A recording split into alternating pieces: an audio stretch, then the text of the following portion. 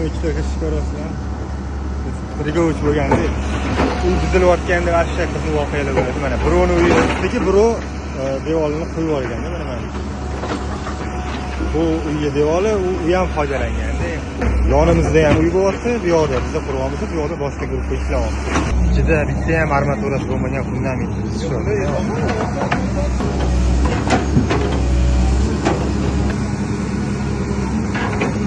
O'zimizda ashak umuman fundamentsiz quyilgan joylar ham bor-da, mana qarang. Chilaki blokni o'zidan qilib sinch bilan terib yuborilgan. Devorlar. Qanaqa bo'ladi? Bu yerda katlaman ishlar. Biz rosa xavotirdamiz, lekin bu yoq tashlab yubormasin deb. Yo'qki, mana bunaqa yo'li bor. Kechasi bilan katlaman to'g'ratib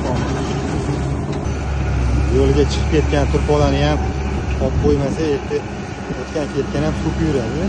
Katlamanni ham to'g'ratib oldik. Katta mashinalar kirib chiqish uchun yo'llarni ham tekislab olmasak bo'lmaydi, to'g'rimi? Ha, hozir yo'llarni ham tashlab olsa,